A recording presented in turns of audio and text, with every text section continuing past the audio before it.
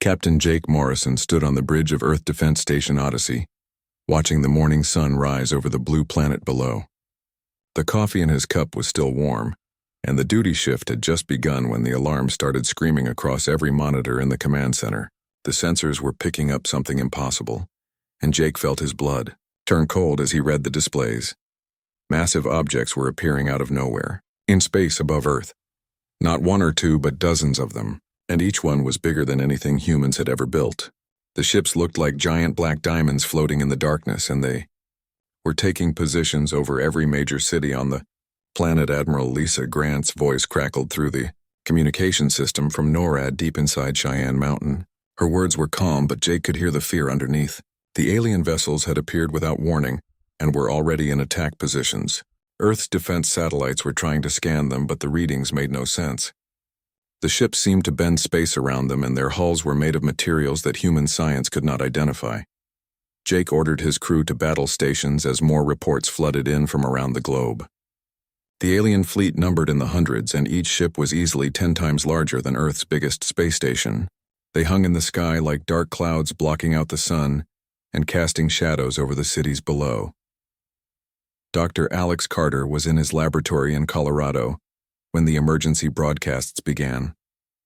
He had been working on quantum energy experiments that most people said were impossible, but now he watched through his window as a massive alien ship settled over Denver like a mountain floating in the air. The sight made his hands shake as he tried to understand what his instruments were telling him. The ship was generating energy fields that made his equipment go crazy with readings he had never seen before. The first attack came without warning. Beams of blue light shot down from the alien ships, and wherever they touched the ground simply disappeared. Buildings vanished in perfect circles, leaving smooth glass craters behind. The weapons were so powerful that they turned concrete and steel into nothing but empty space. Jake watched in horror from orbit as the aliens destroyed military bases around the world in minutes.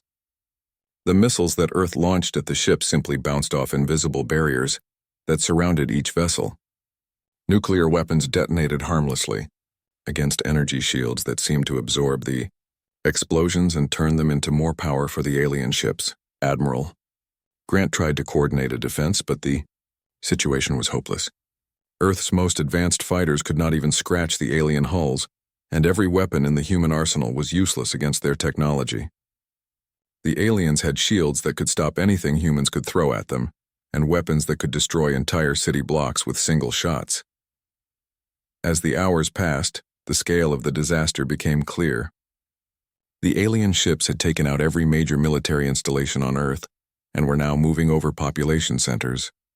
They did not seem interested in destroying cities, but instead they were scanning them with beams of green light that swept back and forth like searchlights looking for something. Then the message came. It arrived on every television screen and radio frequency on Earth at the same time. The image showed a tall figure in dark armor with glowing red eyes and a voice that sounded like metal, scraping against stone. The creature called itself High Commander Zethkar, and it spoke in perfect English, though its mouth did not move in the right way. The message was simple and terrifying. The hegemony had come to claim Earth as their newest colony world. Humans were to surrender within 72 hours or face complete annihilation. The aliens had conquered dozens of worlds before Earth, and they had never met a species that could resist their technology. They expected humans to be smart enough to surrender quickly and avoid unnecessary suffering. Jake felt sick as he listened to the alien commander explain how the hegemony worked. Conquered species were allowed to live, but only as servants to their new masters. Humans would be relocated to designated areas and put to work mining resources and building structures for the alien empire. Those who cooperated would be treated well, but any resistance would be met with immediate death. Dr. Carter watched the broadcast from his ruined laboratory as alien ground forces began landing in the major cities. The creatures that emerged from the ships were not like anything from Earth's imagination. Some walked on 2 legs like humans, but others crawled on multiple limbs or floated through the air without touching the ground. They all wore the same dark armor and carried weapons that glowed with internal light. The alien soldiers moved through the streets with confidence that came from having done this many times before. They set up checkpoints and began scanning civilians with handheld devices that beeped and flashed with different colors. Anyone who tried to run was shot down with weapons that turned living beings into dust in seconds. Admiral Grant received reports from military units around the world, but the news was all bad. Less than 10% of Earth's armed forces were still operational, and most of those were scattered groups hiding in remote areas. The aliens had destroyed or captured every major base and were now hunting down the survivors. With flying machines that could see through walls and track heat signatures from miles away, Jake realized that Earth's military was finished as an organized force. The aliens had technology that was centuries ahead of anything humans had developed, and they had used it to crush Earth's defenses in less than a day. The hegemony had been conquering worlds for over 1,000 years, and they had never faced a species that could match their power. As night fell over the devastated planet, Jake watched alien ships landing in every major city. The creatures that emerged began setting up strange machines that hummed with energy and projected force fields over large areas. They were building the infrastructure needed to control the conquered world, and they worked with the efficiency of a race that had done this countless times before. The message from High Commander Zethkar was broadcast again every hour as a reminder that time was running out. In less than 3 days, humans would have to choose between slavery and extinction. The aliens were confident that Earth would surrender because every other species had made the same choice when faced with the overwhelming power of the hegemony. But the aliens had never encountered humans before, and they did not understand what they were dealing with. In cities around the world, people were not preparing to surrender, but instead were gathering weapons and making plans to fight. The idea of giving up their freedom was something that humans could not accept even when facing impossible odds. Jake looked down at Earth and saw the lights of the alien ships covering the planet like a disease. But he also saw something else in the darkness between those lights. He saw the fires of human resistance beginning to burn, and he knew that this war was far from over. Commander Sarah Davis crouched in the hidden communications center, buried deep beneath the ruins of Washington, D.C., and coordinated with resistance cells across 6 continents. 6 months had passed since the hegemony invasion began, and the human underground had evolved from desperate survivors into a sophisticated network of fighters who shared intelligence and resources through encrypted channels that the aliens still had not discovered. Sarah's fingers moved quickly across the keyboard as she relayed tactical information between resistance groups in Europe and Asia. The data included detailed analysis of alien patrol patterns, weapon specifications, and most importantly, the locations of enemy supply depots that contained the exotic materials needed to keep hegemony forces operational. The resistance had learned that even the most advanced alien technology required regular maintenance and resupply. The breakthrough had come when Dr. Alex Carter's research team successfully reverse-engineered their first alien energy weapon. The device looked like a human rifle that had been fitted with glowing components salvaged from destroyed hegemony equipment, but it could fire energy bolts that penetrated alien armor with devastating effect. More importantly, Carter's team had learned how to manufacture ammunition for the weapon using materials that could be found on Earth. Sarah received a priority transmission from Katie Brooks, who was leading the Chicago Resistance Cell in a major operation against an alien command post. The attack was part of a coordinated offensive that would hit hegemony positions in 12 cities simultaneously using the new hybrid weapons that Carter's team had developed. The goal was to prove that human forces could now fight the aliens on more equal terms. The plan required precise timing, because the resistance had discovered that alien communication systems became vulnerable during the brief moments when they switched between different quantum frequencies. By attacking multiple targets at exactly the same time, the humans could overwhelm the enemy's ability to coordinate their response and potentially capture intact alien technology that would reveal even more about how hegemony systems worked. Dr. Carter worked frantically in his underground laboratory as his team prepared the final batch of electromagnetic pulse weapons that would be used in the coordinated attacks. The devices were crude compared to alien technology, but they had one critical advantage that the hegemony had never anticipated. Human electromagnetic systems operated on frequencies that were completely invisible to alien sensors and could disrupt enemy equipment without triggering their defensive systems. The key discovery had been realizing that alien technology was designed to defend against weapons that operated according to hegemony scientific principles. But human science had developed along completely different lines. because Earth's scientists lacked access to the exotic materials and energy sources that the aliens took for granted. This meant that human weapons could attack alien systems from angles that their designers had never considered. Carter's team had also made progress in understanding how alien neural implants worked. Every hegemony soldier was connected to their equipment through biological interfaces that allowed them to control their weapons and communicate with other units through thought alone. But the implants operated on quantum frequencies that were vulnerable to disruption by precisely tuned electromagnetic fields. The implications were staggering because it meant that humans could potentially incapacitate alien soldiers without killing them by using neural disruptor weapons that interfered with their implants. This would not only remove enemy fighters from the battlefield, but also allow the resistance to capture intact alien equipment and possibly even interrogate prisoners to learn more about hegemony technology and strategy. High Commander Zethkar stood in his command center and reviewed casualty reports that showed his forces were suffering losses at an unprecedented rate. The humans had somehow acquired weapons that could penetrate hegemony armor, and were using tactics that defied every principle of warfare that the aliens understood.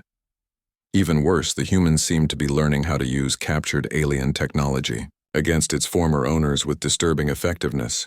The situation was becoming embarrassing for a commander who had conquered 17 worlds without significant resistance. The Hegemony High Council was asking questions about why Earth was taking so long to secure and why casualty rates were climbing to levels that had never been seen in previous campaigns. Zethkar was beginning to realize that humans possessed qualities that the alien databases had failed to identify or predict. Most conquered species understood when they were outmatched and surrendered to avoid unnecessary bloodshed. But humans seemed to become more dangerous as their situation became more desperate. They fought with a determination that ignored logical analysis of their chances for survival, and used strategies that put their own lives at risk in ways that alien tacticians could not comprehend. The coordinated human attacks began precisely at midnight Greenwich Mean Time, when resistance cells in major cities around the world launched simultaneous assaults on alien positions. Katie Brooks led her team through the tunnels beneath Chicago, toward the Hegemony command post that controlled enemy operations throughout the American Midwest. They carried the new hybrid weapons and electromagnetic pulse devices that Dr. Carter's team had developed specifically for this mission. The attack on the Chicago command post succeeded beyond the Resistance's wildest expectations. The electromagnetic pulse weapons disrupted alien communications and defensive systems long, enough for human fighters to penetrate the facility and overwhelm the garrison with their new energy weapons. More importantly, they captured intact alien computers that contained detailed information about hegemony operations throughout North America. Similar attacks in London, Tokyo, Berlin, and 8 other cities achieved comparable success as human forces proved that they could now fight alien troops on nearly equal terms when properly equipped and coordinated. The Resistance captured massive quantities of alien technology and took prisoner dozens of hegemony soldiers whose neural implants had been disrupted by human electromagnetic weapons. Sarah Davis coordinated the intelligence-gathering operation that followed the successful attacks. The captured alien computers contained information about hegemony supply lines, communication protocols, and most importantly, the locations of major enemy installations that had previously been unknown to human forces.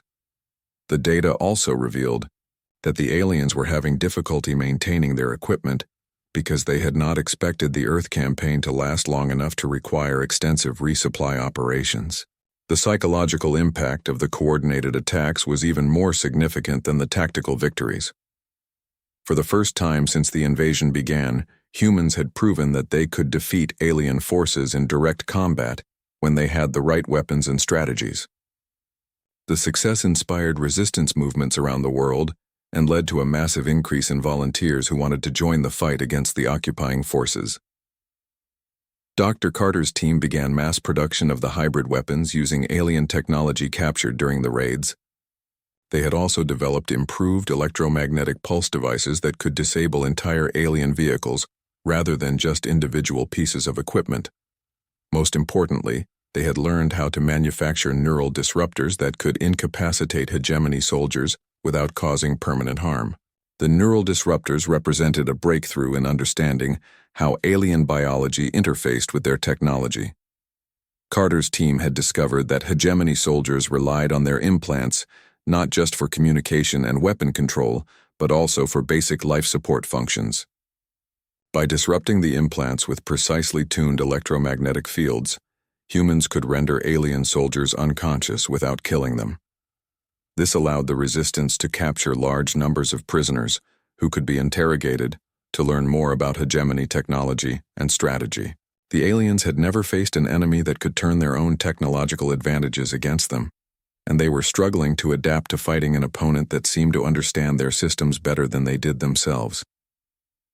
Commander Ryan Foster received reports from his Pacific Fleet that indicated alien naval forces were beginning to withdraw from Earth's oceans toward orbital positions where they would be harder to attack.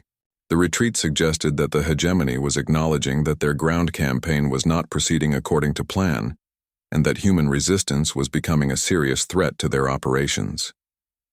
Foster realized that the tide of the war was beginning to turn in humanity's favor. The aliens still possessed superior technology and numbers, but they were discovering that conquest required more than just better weapons. They were learning that humans possessed something that their computers could not quantify and their strategists could not predict. The coordinated attacks had proven that human ingenuity and determination could overcome even the most advanced alien technology when combined with courage and the willingness to sacrifice for freedom. The hegemony had thought they could win through technological superiority alone, but they were discovering that they had underestimated the most dangerous force in the universe. They had underestimated the human spirit and its refusal to accept defeat, even when facing impossible odds. Colonel Ben Hayes stood on the bridge of the recaptured orbital station that had once been Earth Defense Station Odyssey and watched human ships move into attack formation around the alien fleet positions. 1 year had passed since the hegemony invasion began, and the war had transformed from desperate survival into organized resistance that was now becoming a counteroffensive. The humans were no longer just fighting to stay alive, but were actively pushing the aliens back. The station had been retaken 3 months earlier in a daring assault that combined captured alien technology with human tactical innovation. Ben's forces had used modified hegemony shuttles to approach the station, while disguised as alien reinforcements, and then overwhelmed the garrison with neural disruptor weapons that incapacitated the defenders without damaging the facility's critical systems. Ben watched through the observation windows as Captain Jake Morrison led a squadron of hybrid fighter craft toward an alien cruiser that was trying to establish a defensive position near the moon. The fighters looked strange, with their combination of human engineering and alien technology, but they were faster and more maneuverable than anything either species had built separately. More importantly, they were crewed by pilots who understood both human tactics and alien weaknesses. Dr. Alex Carter's research team had made the breakthrough that changed everything when they discovered that human quantum technology could interfere with the neural implants that connected alien soldiers to their equipment. The discovery had led to the development of neural disruptor weapons that could incapacitate entire hegemony units without causing permanent damage. This allowed human forces to capture massive quantities of intact alien technology and prisoners who could be interrogated. The prisoners had revealed information that shocked the human command structure. The hegemony was not the unified empire that it appeared to be, but was actually a loose confederation of 12 different species that had been forced to work together through a combination of conquest and political manipulation. Several member species were beginning to question the wisdom of continuing the Earth campaign as casualties mounted and resources were diverted from other operations. Ben received a communication from Admiral Lisa Grant, who was coordinating the global offensive from her new command center in the liberated city of Denver. The worldwide resistance had evolved into a formal military organization called the Earth Defense Force that combined the best elements of human and alien technology with tactics that neither species had ever used before.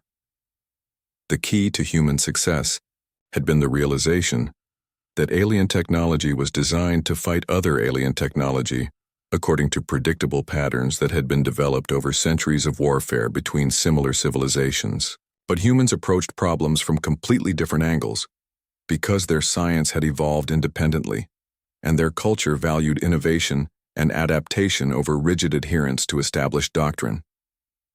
Jake Morrison's fighter squadron engaged, the alien cruiser using tactics that combined human creativity with alien firepower. Instead of attacking the ship's heavily shielded main hull, they targeted the quantum field generators that maintained the vessel's defensive barriers. Once the shields were down, they used captured alien weapons to disable the ship's propulsion and life support systems without destroying the valuable technology inside. The attack succeeded perfectly, and the alien cruiser was forced to surrender when its crew realized that their life support would fail within hours. This marked the first time that a major hegemony warship had been captured intact, and the intelligence value of the prize was enormous. Ben ordered salvage teams to board the vessel and begin downloading its computer databases while medical teams treated the alien crew members whose neural implants had been disrupted. Dr. Carter had moved his research operation to the captured orbital station, where he had access to intact alien laboratories and manufacturing facilities.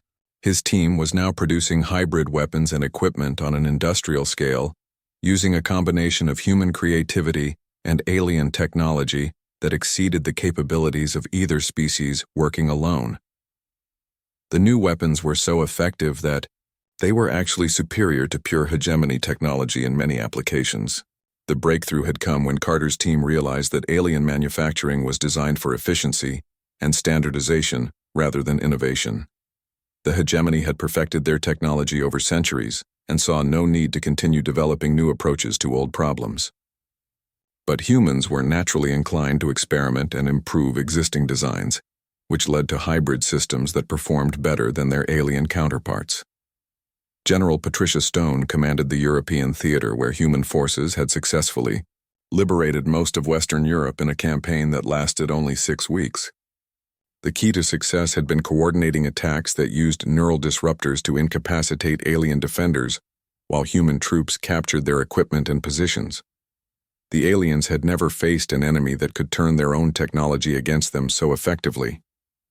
The European campaign had also demonstrated something important about human psychology that the aliens could not understand. When faced with overwhelming odds, most species would retreat or surrender to minimize casualties. But humans seemed to fight harder when their situation became more desperate, and were willing to accept enormous losses to achieve objectives that other species would consider impossible. Stone's forces had liberated Paris by using captured alien aircraft to bypass the city's defensive perimeter and land troops directly in the government district where the hegemony had established its regional headquarters. The attack succeeded because the aliens never expected an enemy to risk so many lives for what appeared to be a symbolic victory, rather than a strategic one. High Commander Zethkar stood in his command center aboard the flagship and studied reports that showed hegemony forces were losing ground on all fronts.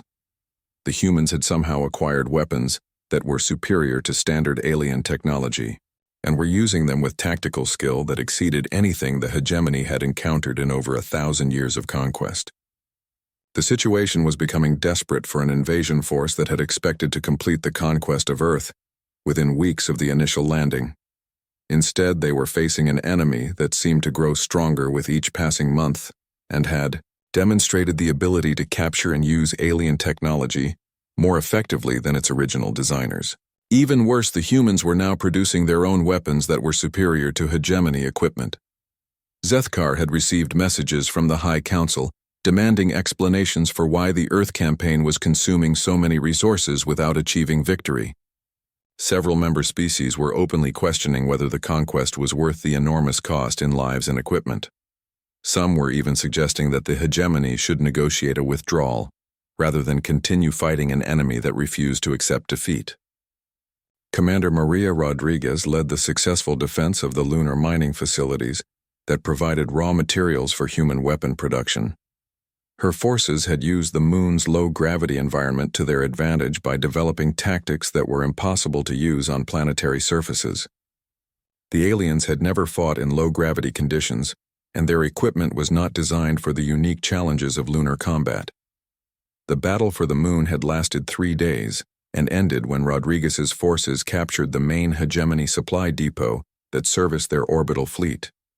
The depot contained enough exotic materials to keep human weapons production running for months and provided technical specifications for alien equipment that Carter's team had never seen before. Most importantly, It contained communication codes that allowed human intelligence to monitor hegemony fleet movements. Captain Morrison received orders to lead a strike force against the alien command ship that controlled hegemony operations throughout the solar system. The mission was extremely dangerous because the vessel was protected by the most advanced defensive systems that alien technology could provide. But human forces had learned that even the most sophisticated alien defenses could be overcome by using tactics that their designers had never anticipated. The attack began when Morrison's squadron used captured alien identification codes to approach the command ship while disguised as returning patrol vessels. Once they were close enough, they launched neural disruptor missiles that interfered with the ship's defensive systems long enough for human fighters to penetrate the protective barriers and attack the vessel's critical systems. The battle for the command ship lasted only minutes, but the psychological impact was enormous. For the first time in hegemony history, a flagship had been captured by forces that the aliens considered primitive. The victory proved that human ingenuity and determination could overcome any technological advantage when combined with courage and the willingness to take risks that other species would consider suicidal. Ben Hayes watched from the orbital station as alien ships throughout the solar system began withdrawing toward the outer planets, where they hoped to establish new defensive positions. The retreat marked the beginning of the end for the hegemony invasion because it showed that the aliens had lost confidence in their ability to defeat human forces in direct combat. Marine Sergeant Katie Brooks crouched in the ruins of what used to be downtown Chicago and watched alien patrol units march through the rubble-filled streets. 3 weeks had passed since the surrender deadline, and Earth had given the hegemony its answer by continuing to fight. The aliens had responded by beginning their ground invasion in earnest, and now their soldiers were hunting human survivors in every major city. Katie adjusted her grip on the modified rifle that her team had cobbled together from spare parts and alien technology they had salvaged from destroyed enemy equipment. The weapon looked strange with human components welded to pieces of hegemony hardware, but it could punch through alien armor if you hit them in the right spots. Her squad had learned through trial and error that the creatures were not invincible despite their advanced technology. The patrol consisted of 6 alien soldiers moving in a formation that showed they had experience fighting in urban environments. They carried weapons that could vaporize a human being in seconds, but Katie had noticed something important about how they moved. The aliens were cautious in a way that suggested they had never faced an enemy that refused to surrender when clearly outmatched. Katie used hand signals to coordinate with her team members who were positioned in buildings on both sides of the street. They had spent days preparing this ambush using tactics that the Marines had developed for fighting in cities. The aliens might have better weapons and armor, but they did not understand human determination or the lengths that people would go to defend their home. The attack began when Katie triggered the improvised explosive device that her team had planted in the street. The blast threw 2 of the alien soldiers to the ground and damaged their energy shields long enough for human weapons to find their targets. Katie and her Marines opened fire from multiple directions using coordinated bursts that overwhelmed the enemy's ability to respond effectively. The firefight lasted only minutes, but when it was over, all 6 alien soldiers were dead, and Katie's team had captured their weapons and equipment. More importantly, they had learned something valuable about how the enemy fought. The aliens were used to facing opponents who fought according to predictable military doctrines, but humans were improvising new tactics every day, based on desperation and creativity. Commander Ryan Foster stood on the bridge of his destroyer as it moved through the Pacific Ocean under cover of darkness.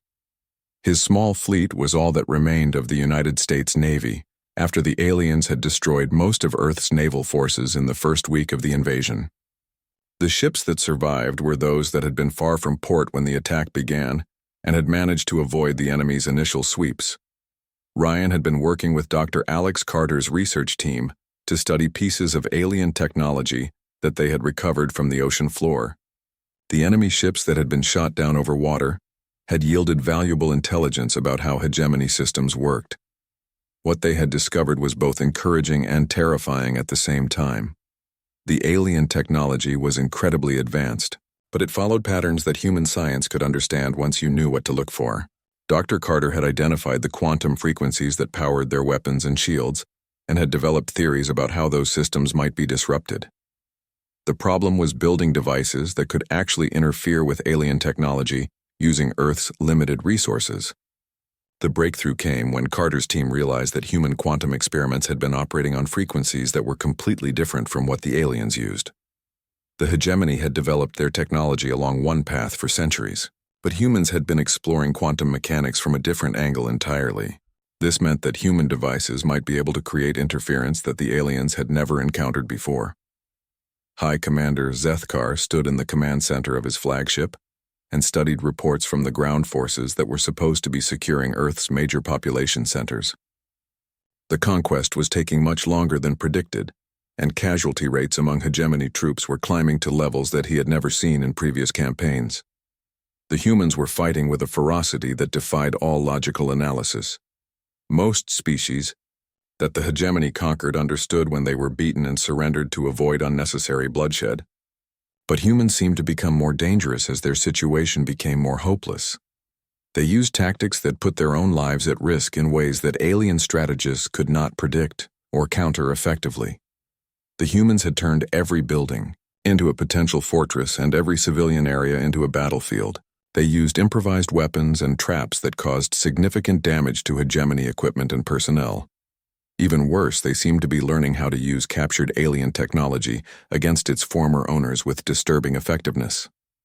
Zethkar had requested additional reinforcements from the Hegemony High Council, but the response had been less than enthusiastic.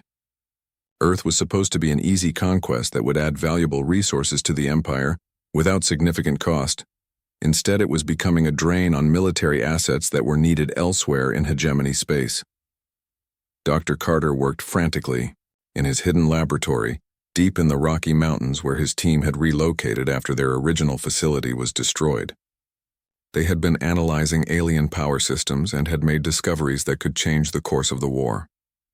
The key was understanding that hegemony technology relied on quantum harmonics that could be disrupted by precisely tuned electromagnetic pulses. The challenge was building weapons that could generate the right frequencies with enough power to affect alien shields and weapon systems. Human technology was still primitive compared to what the hegemony possessed, but it had one advantage that the aliens had not anticipated. Earth scientists had been forced to develop quantum devices using completely different principles because they lacked access to the exotic materials that alien technology required. This meant that human quantum systems operated in ways that were invisible to hegemony sensors and could potentially interfere with alien technology without being detected until it was too late. Carter's team had already built small prototype devices that could disrupt alien equipment at close range, and they were working on larger versions that might be effective against enemy ships.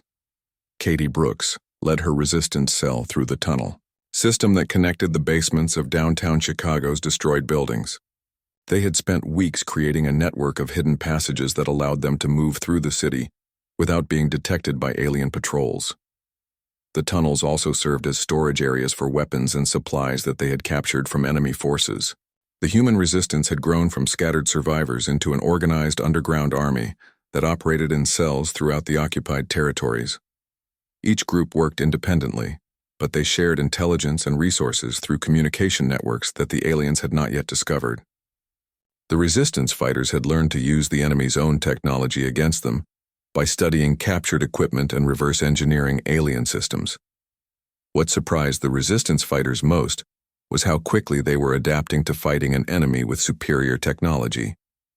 Humans seemed to have a natural ability to improvise solutions to impossible problems and to find weaknesses in systems that appeared invulnerable. Every captured alien weapon became a tool for understanding how hegemony technology worked and how it might be defeated.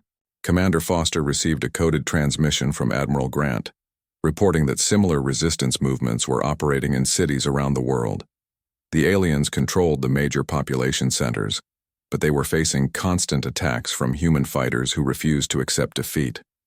More importantly, the resistance was beginning to achieve significant victories against enemy forces by using tactics that the hegemony had never encountered. The transmission also included technical data that Dr. Carter's team had developed about alien technology weaknesses. Foster realized that they were on the verge of a breakthrough that could allow human forces to fight the hegemony on more equal terms. The key was coordinating attacks that would use the new understanding of alien systems to maximum effect. Foster looked out at the dark ocean and thought about the impossible task that lay ahead.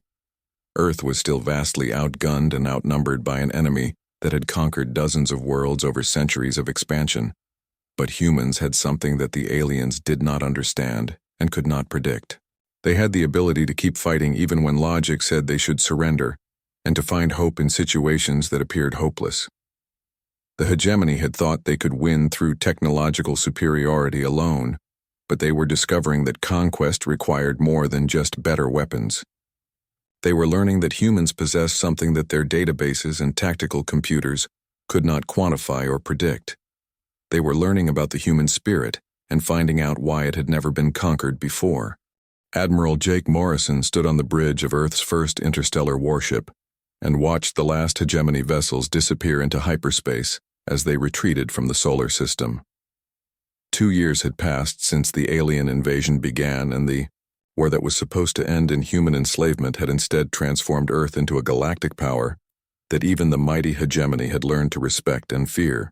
The ship around him was a marvel of hybrid technology that combined human innovation with alien engineering to create something that exceeded the capabilities of either species working alone. The vessel could travel faster than any pure hegemony ship and carried weapons that were more powerful than anything in the alien arsenal. Most importantly, it was crewed by humans who had learned to fight with a determination that no other species in the galaxy could match. High Commander Zethkar appeared on the main view screen for the final time as he transmitted the official hegemony withdrawal from Earth space. The alien commander looked tired and defeated as he acknowledged that his forces had failed to conquer a world that their intelligence had classified as primitive and defenseless. The humans had proven that technology alone was not enough to guarantee victory in war. Zethkar's message was brief and formal, as he announced that the hegemony was abandoning its claim to Earth and recognizing human sovereignty over the solar system. The decision had been forced on the alien leadership by mounting casualties and the growing cost of a campaign that had consumed enormous resources without achieving any meaningful objectives. Several member species had threatened to withdraw from the hegemony if the Earth War continued. The alien commander's final words contained a warning that other species would find disturbing. The humans had demonstrated capabilities that defied every prediction that hegemony scientists had made about their potential. They had shown the ability to reverse engineer alien technology and improve it beyond its original specifications. Most troubling of all, they had proven that they could win battles through sheer determination, even when facing overwhelming technological superiority. Dr. Alex Carter stood in his new research facility aboard the orbital station and examined the quantum field generators that would power humanity's expansion into interstellar space. His team had not only mastered alien technology, but had pushed it beyond what the hegemony had thought possible. The hybrid systems they had developed were more efficient and powerful than anything the aliens had ever built. The key breakthrough had been understanding that alien technology was designed for stability and predictability rather than maximum performance. The hegemony had perfected their systems over centuries and saw no need to continue pushing the boundaries of what was possible. But humans were naturally inclined to experiment and improve, which led to innovations that even the aliens found impressive. Carter's team had developed faster-than-light drives that could cross the galaxy in weeks, rather than the months required by standard hegemony ships. They had created weapons that could penetrate any known defensive system and defensive shields that could withstand attacks from entire alien fleets. Most importantly, they had learned how to manufacture all of this technology using materials that could be found in any solar system. General Patricia Stone reviewed reports from Earth's new planetary defenses that had been constructed using a combination of human engineering and captured alien technology. The defensive systems were so powerful that they could destroy an entire invasion fleet before it could reach orbital distance. More importantly, the defenses were designed using human tactical principles that emphasized adaptability and innovation over rigid doctrine. Earth had become the most heavily fortified world in the galaxy, with weapons platforms that could track and destroy targets across interplanetary distances. The defensive network was controlled by artificial intelligence systems that had been programmed with human tactical knowledge and alien technical capabilities. Any future invasion would face defenses that could adapt and learn from enemy tactics in real time. Stone had also overseen the creation of Earth's new military academy, where human officers learned to use hybrid technology, while alien prisoners taught classes on hegemony tactics and strategy. The academy produced commanders who understood both human and alien approaches to warfare, and could use the best elements of each to create strategies that neither species had ever imagined. Commander Sarah Davis prepared for her new assignment as Earth's first interstellar ambassador as she studied the diplomatic protocols that would govern humanity's relationship with other galactic civilizations. The hegemony's defeat had created a power vacuum that dozens of species were eager to fill, and Earth was being courted by potential allies who wanted access to human technology and tactical expertise. The diplomatic situation was complex because many species had been members of the hegemony either by choice or by conquest, and were now uncertain about their future. Some wanted to maintain the old order, while others saw an opportunity to break free from alien domination and establish new relationships based on mutual respect rather than technological superiority. Davis had been chosen for the ambassador position because she understood both human psychology and alien motivations. Her experience coordinating the resistance had taught her how to work with different groups that had conflicting goals and find common ground that benefited everyone involved. Most importantly, she understood that humans could not repeat the hegemony's mistakes by trying to dominate other species through superior technology. Captain Ben Hayes commanded the escort squadron that would accompany Davis on her diplomatic mission to the former hegemony capital, where representatives from dozens of species were gathering to negotiate new political arrangements. The ships, under his command, were the most advanced vessels in the galaxy, and served as a demonstration of what humans could accomplish when they combined determination with captured alien technology. The diplomatic mission was crucial because it would establish Earth's position in the new galactic order that was emerging from the collapse of hegemony authority. Many species wanted to form alliances with humans because they had proven their ability to defeat seemingly impossible odds. Others were wary of dealing with a race that had shown such devastating effectiveness in warfare. Hayes understood that the mission required a careful balance between demonstrating human strength and showing that Earth was not interested in conquest or domination. The goal was to establish relationships based on mutual benefit and respect, rather than the fear and intimidation that the hegemony had used to maintain control over its member species.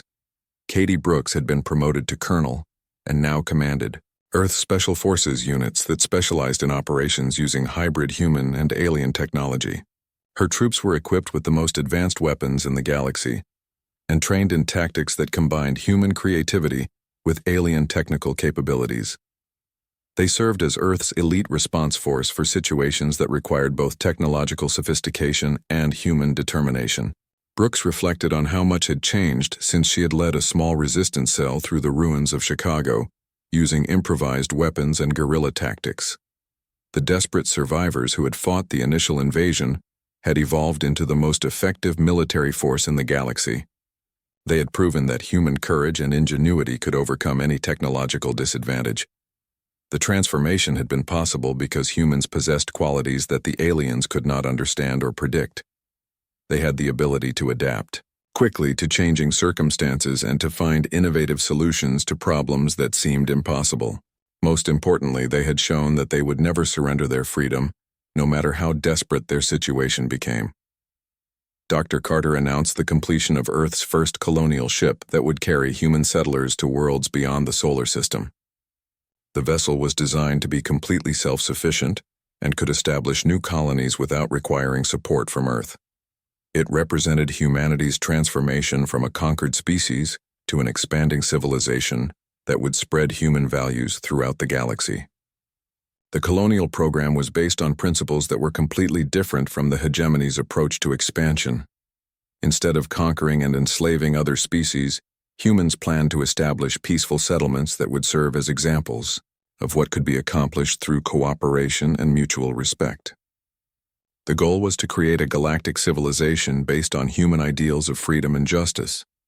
Jake Morrison looked out at the stars and thought about the incredible journey that had brought humanity from the edge of extinction to galactic prominence in just 2 years. The aliens had thought they could win through technological superiority alone, but they had been dead wrong about the most important factor in any conflict. They had underestimated the human spirit and its refusal to accept defeat. The war had ended not because humans had developed better weapons than the aliens, but because they had proven that determination and courage were more powerful than any technology. The hegemony had conquered dozens of worlds using superior firepower, but they had never faced an enemy that would rather die fighting than live as slaves.